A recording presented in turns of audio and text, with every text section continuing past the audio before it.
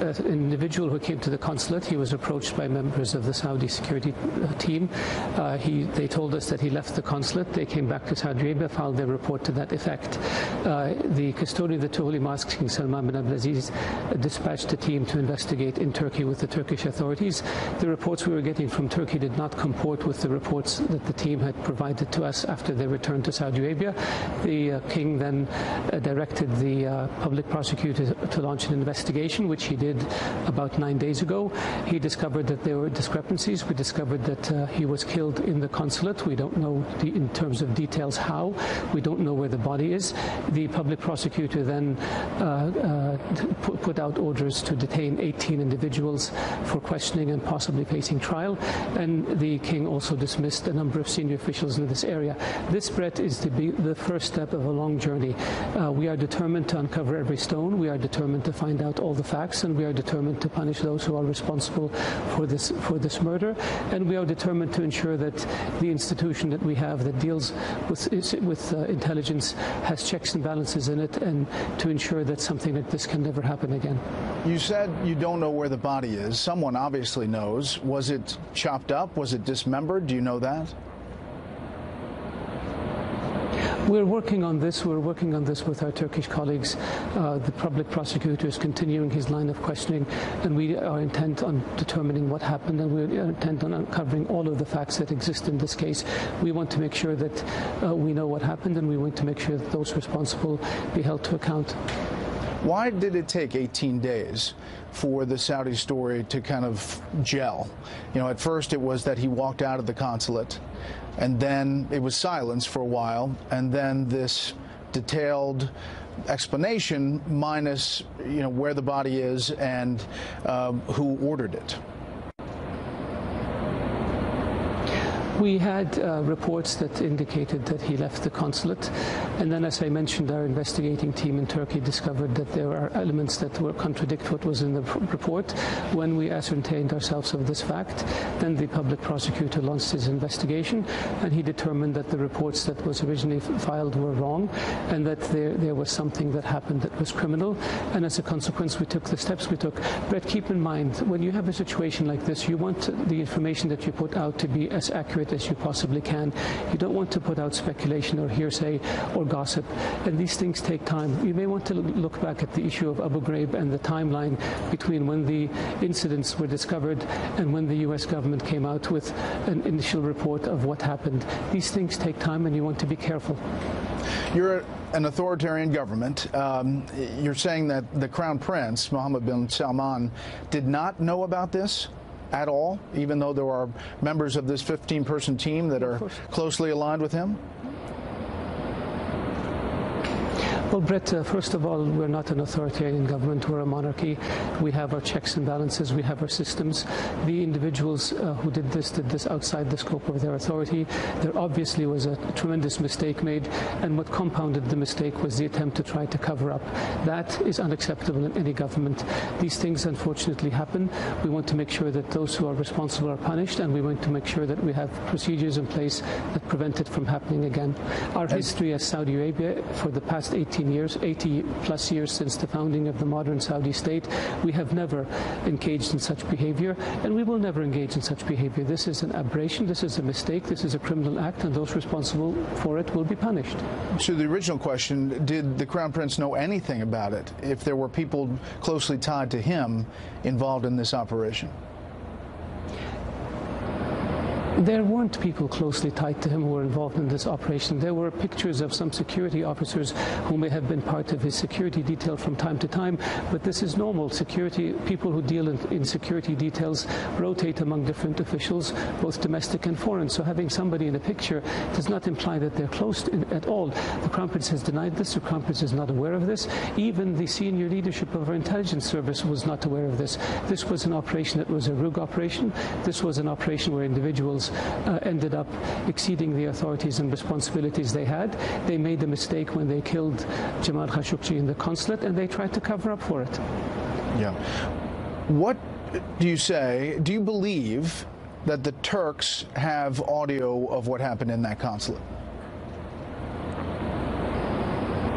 I don't know. They have said they have audio, but we haven't heard it, and I don't know any other government that has access to those audio tapes. Do you believe that the U.S. intelligence community has some kind of intercepts that suggest a high-level understanding of this operation? I don't know, and I would imagine that if they had, they would have told us about it. And so I see a lot of speculation in the press. I see a lot of hearsay, and I see a lot of gossip. And I just caution people to be cautious, let the investigation in Turkey and in Saudi Arabia unfold, and when the results come out, we will know the truth. So, Mr. Minister, you understand the skepticism that this was somehow a fight that develops inside the consulate, and that a 60-year-old columnist, writer, is going to resist a 15-member security team, and that one of the members of the team was an autopsy specialist. How do you explain all of that?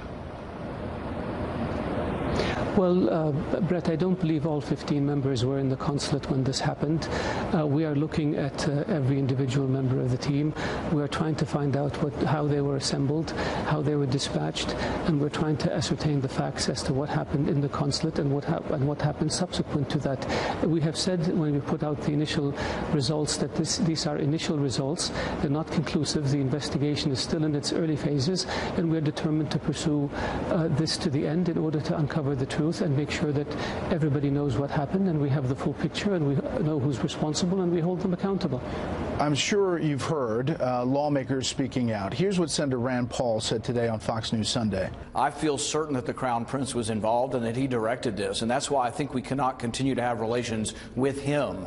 And so I think he's going to have to be replaced, frankly, but I think that sanctions don't go far enough. There are a lot of Washington lawmakers who are in that same boat. How do you respond to them?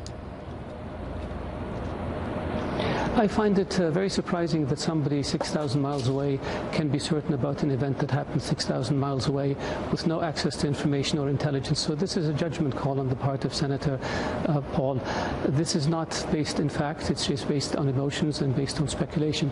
With regards to deciding who leads our country, this is a matter for Saudi Arabia to decide and nobody else.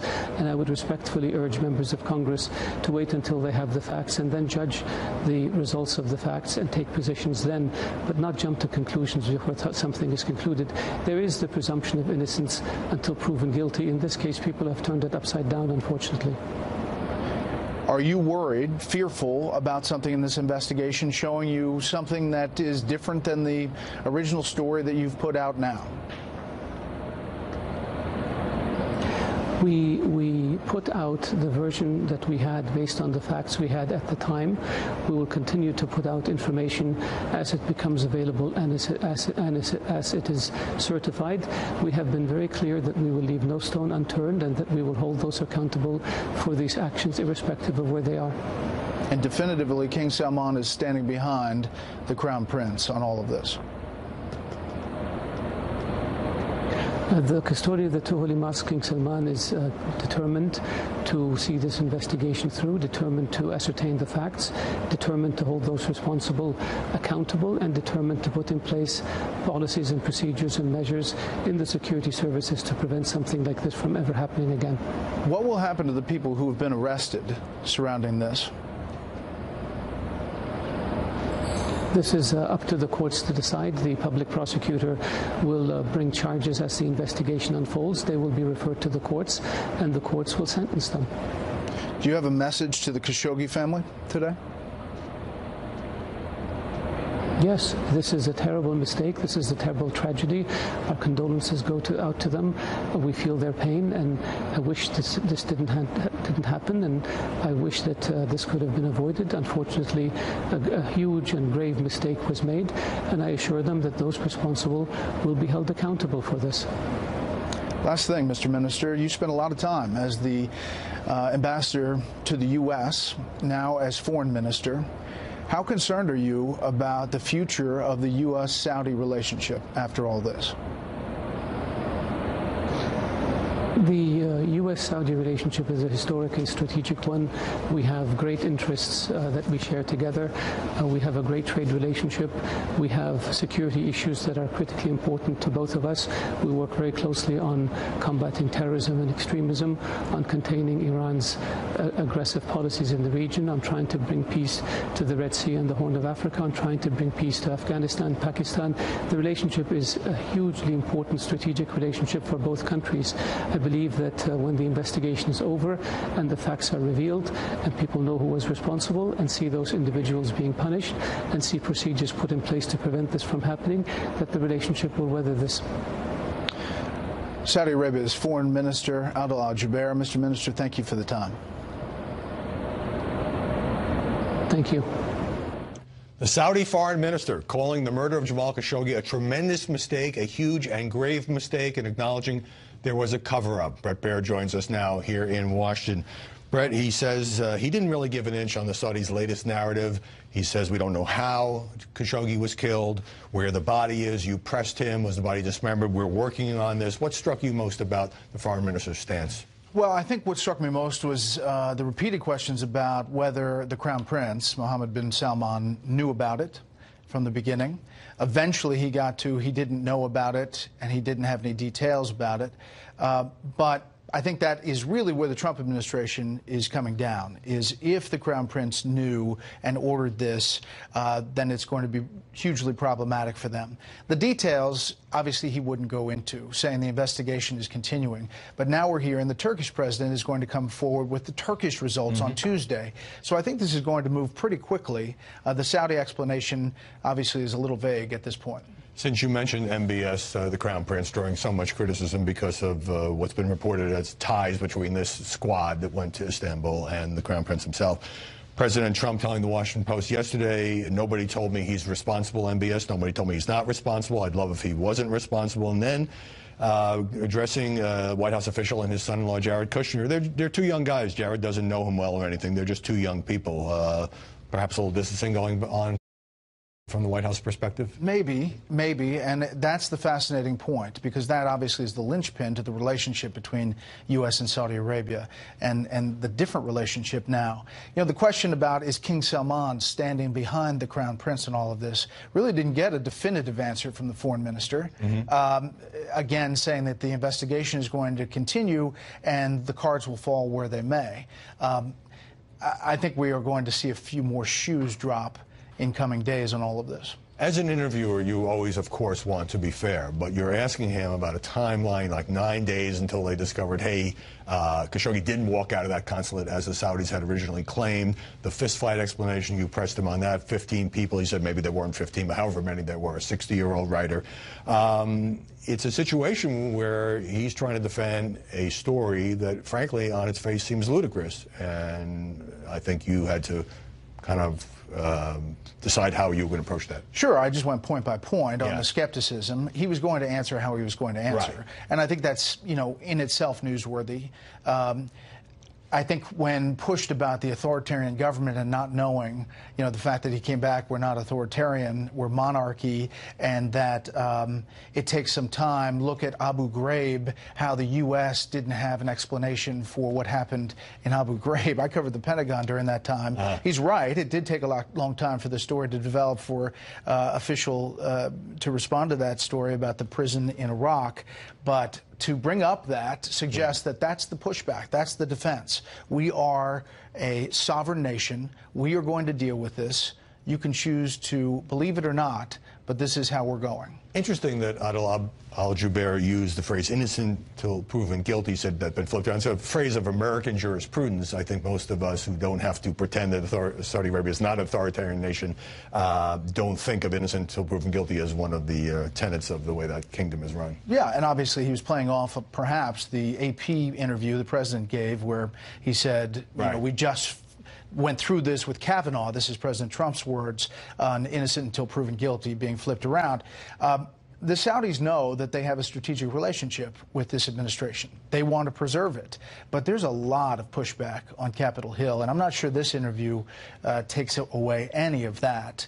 But it's the first time the Saudis have spoken publicly since putting out the latest explanation. Right, and at least are saying things like tremendous mistake, but that doesn't absolve the Saudis. And the questions about what they knew and why it took so long, really very difficult to buy these explanations. We've got about half a minute.